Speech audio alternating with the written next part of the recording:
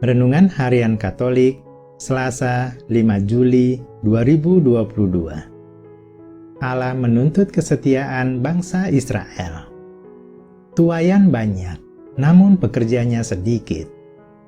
Bacaan pertama dari Nubuat Hosea dan Injil Suci menurut Matius. Dimohon membaca dari Kitab Suci.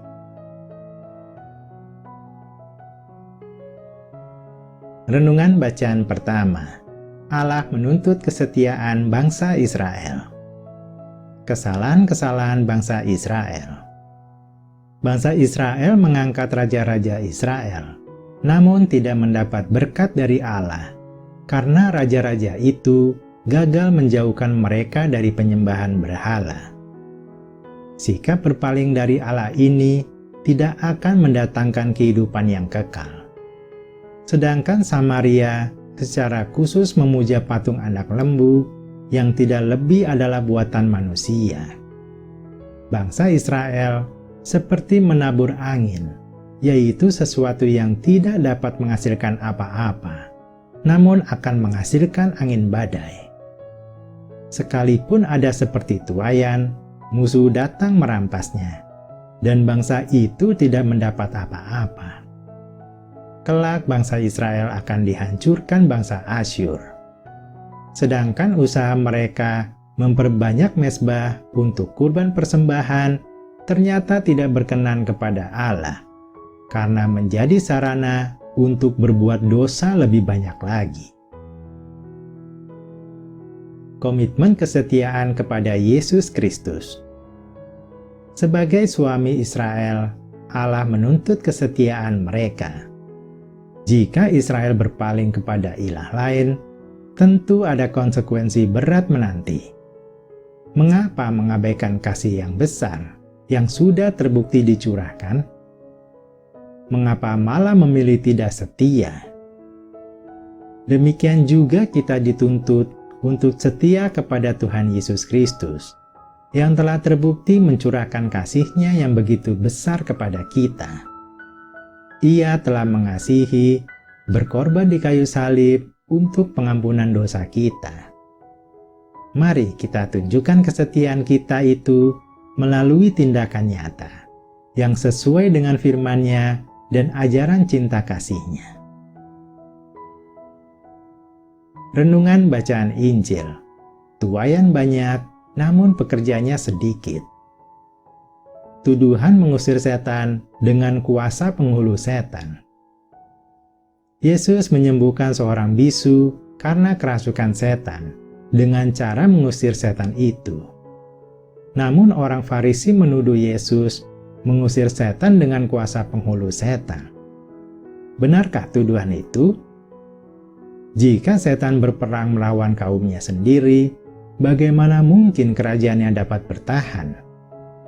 Apalagi kasih Yesus begitu murni, bagaimana mungkin ia bersekutu dengan setan? Jadi dipastikan tuduhan itu tidak benar dan tidak berdasar. Musuh-musuh Yesus sejak awal tidak mau mengakui bahwa Dia datang dari Allah, sehingga memutarbalikkan fakta dan memfitnah untuk menjatuhkan Yesus.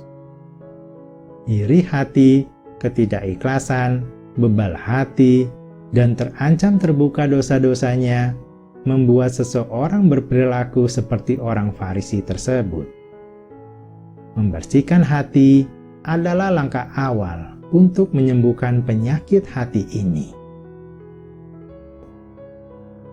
Kita semua dipanggil Tuhan, bekerjalah sekarang juga.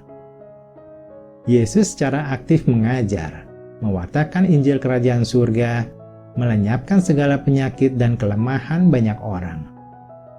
Begitu banyak orang yang membutuhkan pertolongan, mereka terlantar seperti domba yang tidak mempunyai gembala. Maka Yesus menggambarkan tuaian memang banyak, namun pekerjanya sedikit. Kita semua dipanggilnya untuk ikut serta bekerja di ladang Tuhan itu. Apapun yang saat ini bisa kita lakukan, lakukanlah sekarang untuk Tuhan.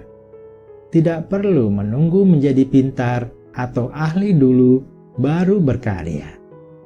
Tidak perlu menunggu jadi kaya dulu baru bisa berkontribusi. Lakukanlah sekarang juga. Tuhan pasti membimbing kita, memampukan kita, sehingga kita menghasilkan buah melimpah. Sudahkah kita menjadi saluran berkat Tuhan untuk sesama di sekitar kita? Menuai jiwa-jiwa yang terlantar. Salah satu tuaian adalah orang-orang yang lelah dan terlantar dalam kehidupan rohaninya. Kitalah para pekerja itu, dan tuaian sungguh nyata ada di sekeliling kita. Sudahkah kita memiliki hati yang penuh belas kasih kepada jiwa-jiwa yang terlantar? Marilah kita berdoa. Ya Tuhan, terima kasih atas kasih-Mu yang begitu besar kepada kami. Kami mau berkomitmen untuk selalu setia kepada-Mu di dalam tindakan nyata kami. Kami mau hidup sesuai firman dan ajaran cinta kasih-Mu. Kami mau secara aktif bekerja di ladang-Mu, berbuat kebaikan kepada sesama, terutama kepada jiwa-jiwa yang terlantar rohaninya. Amin.